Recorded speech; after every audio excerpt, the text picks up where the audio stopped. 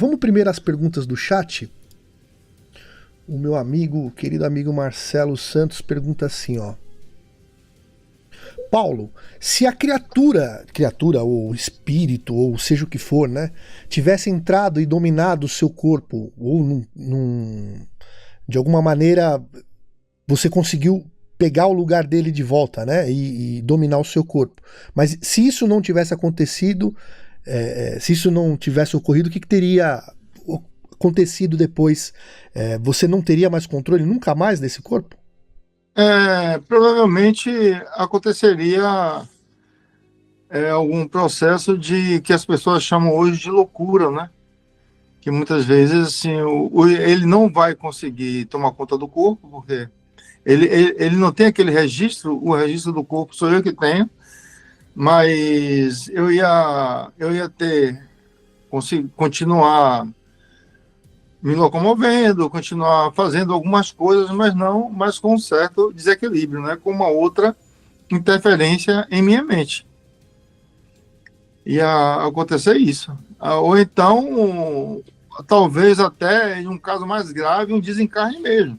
Sim. De não conseguir voltar para a matéria, mas assim, que esse ser tomasse conta do meu corpo e dali minha alma saísse, acho que isso aí não iria acontecer. Eu não acredito, mas assim, talvez assim, ele exercer alguma influência mais forte sobre mim, ou até mesmo um desencarne, né? Uhum. O Duque, pode ler aquela pergunta que você mandou lá pra gente? Leia aquela pergunta lá, por favor. Então, o Arnaldo Costa Júnior, ele fez uma pergunta para o Paulo, né? Paulo, se você uma vez disse que existiam bases físicas e hiperfísicas na Chapada Diamantina, você pode falar sobre isso? Então, essas bases físicas estão justamente, umas delas, né, digamos assim, lá mesmo na região próxima a Igatu, na Serra do Capabode, onde nós fomos. Ali existem bases intraterrenas, que esses seres já estão lá há algum tempo. São seres que vieram de um mundo que se afastou da estrela, congelou, e eles encontraram aqui na Terra uma oportunidade de fazer experiências com humanos para tentar desenvolver um corpo que eles pudessem continuar encarnando. Eles têm uma frequência, a matéria deles não tem nenhuma compatibilidade com nós humanos, né? Eles são uma espécie de greys, e com isso eles tentam desenvolver seres híbridos para que esses seres híbridos possam servir para eles, que eles possam continuar encarnando nesses corpos. E já soube até que eles já conseguiram desenvolver um híbrido, mas esse híbrido não resistiu. Uma outra questão em relação aos híbridos é assim, que os híbridos, se eles consigam se reproduzir entre eles. Isso aí já é uma outra questão. Não é só fazer um híbrido. Esse híbrido ele tem que conseguir se reproduzir. Então, eles estudam com os implantes, eles estudam a fundo a sexualidade humana para entender não só a forma física da reprodução, mas como também a forma energética do sexo, e isso facilita com que aconteça o acoplamento da alma ao embrião que acabou de ser formado, né? Assim, de que forma a coisa da energia sexual, ela influencia nesse ponto, talvez como algo que tem que dar um impulso. Então, existem esses fatores. Agora, assim, já as bases extrafísicas, que eu tive a oportunidade de visitar fora do corpo, eu não sei exatamente até que nível ela é extrafísica, mas eu acredito que seja física de uma dimensão paralela, porque as dimensões físicas, elas, elas são várias, né?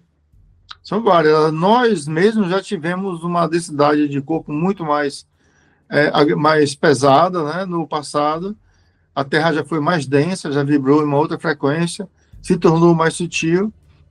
Então, as diferenças de vibração são muitas, mas foram à base de seres reptilianos, que eu também pude ver através de uma projeção astral, de uma saída consciente da matéria, e um hospital que existe acima de uma serra lá. Tem uma serra lá que chama Serra do Boqueirão e Serra do Brejão. Então, a parte mais alta é a Serra do Boqueirão, onde tem exatamente o Boqueirão. Na parte mais alta existe um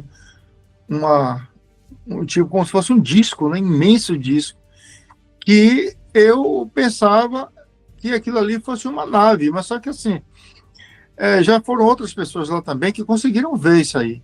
Falaram assim, poxa, tem um disco ali, pessoas que falaram também disso, sem eu mesmo tocar no assunto. E eu ficava assim, poxa, mas por que esse disco está sempre ali parado? Até que um dia eu voltei a fazer um contato com o mentor espiritual, que eu já tinha um contato com ele há muito mais tempo, e sem eu comentar nada, sem eu falar nada desse disco lá, ele falou assim, meu irmão, você sabe o que é que tem ali na serra, perto de sua casa, ali na Chapada Diamantina? Eu falei assim, sei, meu irmão, tem uma nave lá que fica estacionada lá, direto. Ele, não, meu irmão, aquilo ali não é uma nave, aquilo é um hospital. Ele tem essa forma arredondada porque é uma forma que absorve melhor a energia do local, e é um hospital que ele foi criado para momentos de desencarnação em massa, em momentos que vão desencarnar muitas pessoas. Esse hospital ele está próximo ali, justamente em uma zona que é bem mais fácil, né, transportar seres e levar. Então, existem essas bases, existem também outras pequenas de seres já interdimensionais, que são os metamorfos, né, que são seres que mudam de forma, que eles vivem, é como se fossem, eles têm consciência coletiva, eles se alimentam juntos.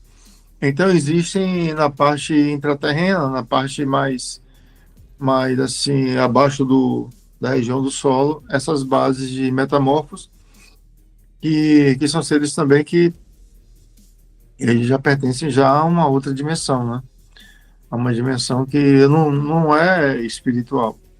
Eu falo porque existem outras dimensões físicas que o ser pode estar do seu lado e você não perceber, mas ele é físico.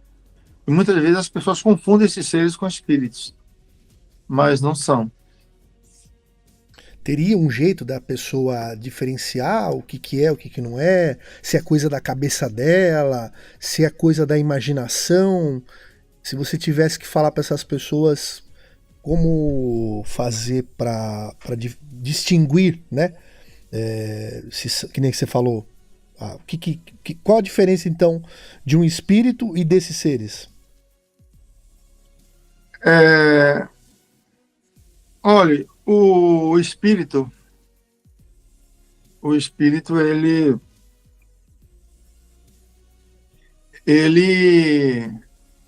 é muito difícil, né, falar isso, porque o espírito, ele é mais sutil. Ele é mais sutil, o espírito é mais sutil, porque assim, existem os espíritos mais evoluídos, os corpos deles são muito mais sutis. Você pode ver com uma esfera luminosa, com uma luz forte. Às vezes não tem forma, eles podem tomar uma forma, mas eles não têm. E já esses seres físicos, eles já têm uma forma mais definida, né? Então, essa é uma característica, se bem que o espírito também ele pode tomar formas definidas, mas eles são mais sutis, são mais... como se fosse assim, você tem uma água, existe um local na Chapada que tem uma água. Eu fui uma vez nesse lugar que a água é tão leve que, caramba, é difícil de explicar, sabe? Parece fluido a água. Mas é uma água leve, leve, leve, leve, ela brota da serra, assim, ó. Então, é mais leve. O ser espiritual, ele é mais leve. Então, quando o ser espiritual está revestido de uma matéria física, mesmo que numa densidade mais sutil, ele tem uma certa frequência, né? Um pouco mais, não densa, mas um pouco mais densa do que a alma. Para a pessoa perceber isso, não é tão fácil assim.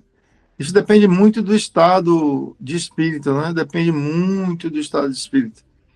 Você ter acesso ao mundo espiritual, você conseguir se comunicar com o ser extrafísico, com o ser espiritual. Eu acho que aí vale o trabalho de disciplina interior, o trabalho de estudo, de pesquisa, a própria vontade que a pessoa tem mesmo, né? De aprofundar no mundo espiritual, de se conhecer, de se autoconhecer. Se a pessoa se conhece, se ela se dá o luxo de se conhecer através da meditação, através da oração, a pessoa, se ela tem um momento para ela, se ela se dedica um pouco do dia a esse momento, ou então se uma determinada parte da vida ela se dedicou muito a isso, então a pessoa tem mais condições de perceber. Mas uma pessoa que está mais desatenta, que está mais voltada para as questões do mundo, ela já vai ter um pouco mais de dificuldade. Aí é um trabalho de autodisciplina, a pessoa conseguir discernir, né? Assim, um ser espiritual. Tá, até na literatura espírita mesmo falam que os capelinos, eles são físicos. São seres que usam o corpo físico, mas que você não consegue ver. Mas existem certos tipos de situações que esses seres, eles conseguem se materializar em nossos mundos, e aí você passa a ver. Até tem o caso lá de Alexandria, né? Que até já comentei algumas vezes, da fazenda Vale Rio do Ouro, que era a fazenda do meu tio, o Wilson Guzmão, que o general Shoa estava sempre presente, né? Então, dos contatos que o meu tio fez lá, o meu primo contava, o meu primo me contou, ele era criança ainda, disse que vinha uma luz, de lá vinha uma luz. Essa luz, ela parava em determinado lugar, daquele lugar, essa luz se transformava numa nave. E dessa nave saía um outro objeto menor, onde vinha um ser, nesse objeto, que parava em cima de uma montanha. Esse ser saía desse objeto, ficava em pé, flutuando, e conversava com meu tio. E as pessoas ficavam lá na casa da fazenda, observando isso aí. Isso aí tem até tem alguma história dessa que tem no livro do general, A Parapsicologia e os Dissolvedores. Tem no livro do general Shoa, que aconteceu na fazenda do meu tio, Wilson Guzmão. Wilson Guzmão era meu tio. E eu acredito que esses seres são seres interdimensionais. Eles vieram de uma outra dimensão, já são seres que já estão muito, há milhões de anos na nossa frente. Então, ali eles se materializaram na nossa dimensão e dali eles se projetaram e saíram e se comunicaram normalmente. Que tipo de tecnologia, que processo é esse, eu não sei. Mas talvez se você tentasse pegar um CD, se eu tocar, talvez fosse como um holograma, né?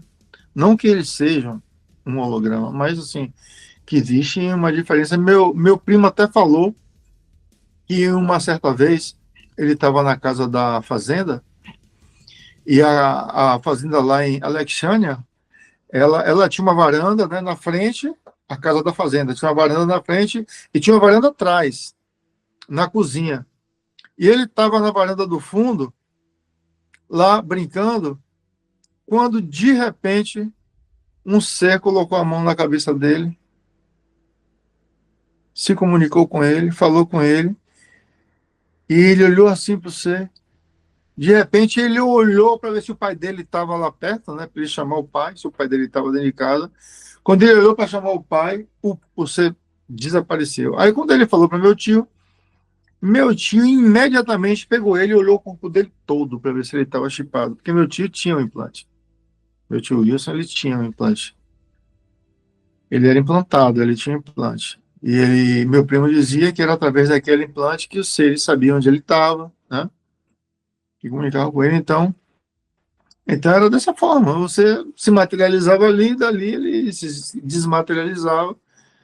Ou então, e já é uma forma assim que naquela hora que ele se materializava, ele pegou na cabeça do meu primo sentiu mesmo a mão. Então, que processo é esse, né? o que ele fez. Tem um outro caso também que você estava lá, que meu tio estava conversando com um ser desse, no morro mais adiante, estava o general e várias outras pessoas, e os caras lá estavam brigando pelo binóculo, né? Tinham dois caras brigando, não, me dê, me dê, me dê, me dê. Aí começou uma algazarra, aí o ser que estava lá se comunicando com o meu tio falou assim, meu tio apontou assim, ó, apontou e mandou olhar para o cinto. Aí ele apertou o cinto, um botão no cinto, ele ficou invisível para quem estava lá na casa. Ele passou a ficar invisível. Só meu tio que estava perto que conseguiu ver ele. Então aí a gente já vê que já entra uma certa tecnologia, né? Se ele apertou alguma coisa ali no cinto, que ele ficou invisível para quem estava lá, diz que foi como se formasse uma cúpula ao redor dele, assim, ó. Quando ele apertou, se formou uma cúpula e as pessoas lá só viam aquela cúpula, não viam mais nada lá que estava dentro. Como se fosse uma coisa fluorescente.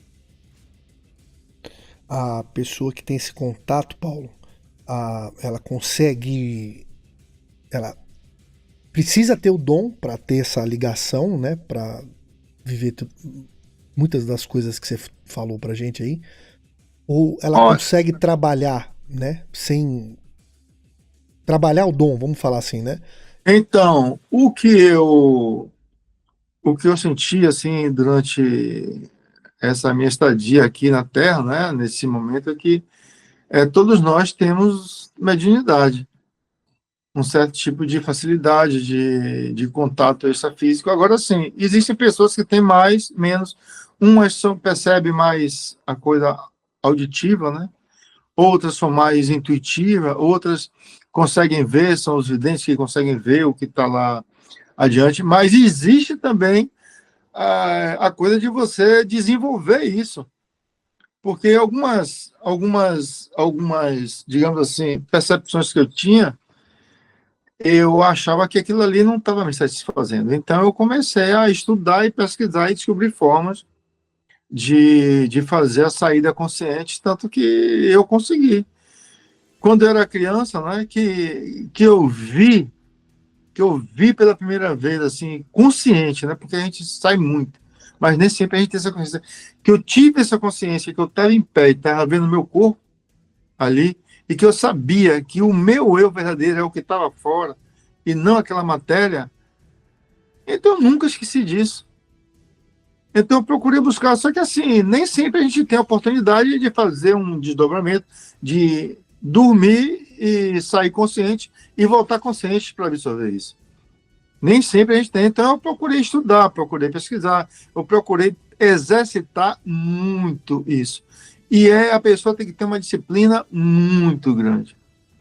É como eu falei, essa saída consciente da matéria, você para sair da matéria e você voltar consciente, você precisa estar bem no lugar, você tem que dormir muito relaxado, você tem que dormir tranquilo.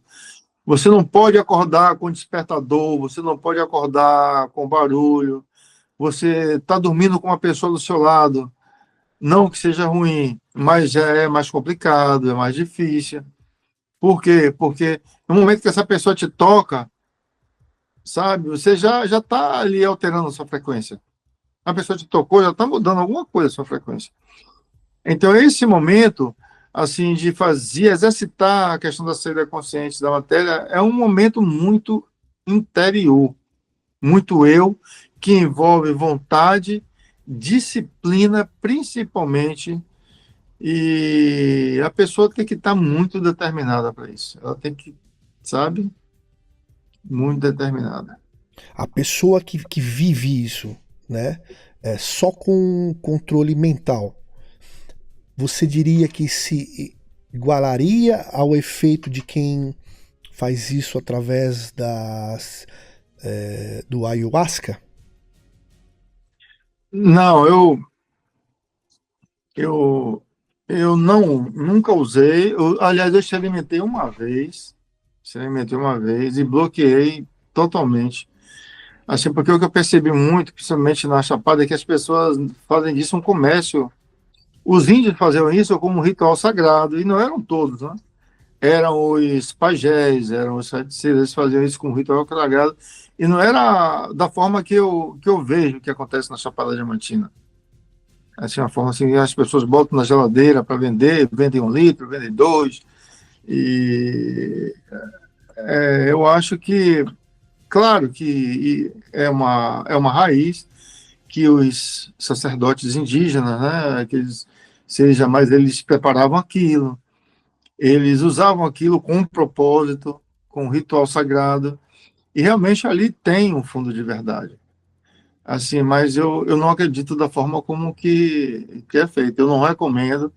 Inclusive, quando eu trabalhei com cura, eu tratei muitas pessoas que chegaram em desequilíbrio total. Total, porque Por causa misturavam nessa Chapada do Diamantina. ayahuasca? A galera mistura Umbanda com Hare Krishna, mistura Umbanda com maconha, mistura. E você, para se você conectar com o mundo extrafísico, você não precisa nada disso, você tem que estar limpo. É assim, quando eu fazia trabalho de cura, eu bebo socialmente. Eu gosto de sentar no final de semana com os amigos, tomar uma cervejinha, pouca coisa, nada para ficar fora de si, mas eu acho isso natural. Mas assim, os trabalhos espirituais que eu fazia, eu levava muito a sério. Eu nunca fiz um trabalho, por exemplo, de tripolarização numa pessoa, se eu tivesse na véspera tomado um copo de cerveja. Eu falei, eu não posso. Ontem eu estava com um amigo lá, me convidaram a tomar uma cerveja, eu não fazia. Eu tinha que ficar pelo menos 24 ou 48 horas, assim, em total preparo para poder tratar uma pessoa. Então, eu sempre levei isso muito a sério. Então, eu acho que não tem que misturar as coisas. Você não precisa de nada, nada, nada disso para você sair do corpo consciente. A pessoa, para ter uma experiência dessa, ela tem que ter uma autodisciplina e ter muita vontade e ter muita paciência também, porque talvez não consiga nem da primeira, nem da segunda, nem da terceira, mas tudo é uma questão de vontade, né? Uhum. E não sei se todo mundo vai conseguir, né? Porque muitas vezes a pessoa tem a vontade, mas ela não tem o que é necessário para isso. Fala, Riba.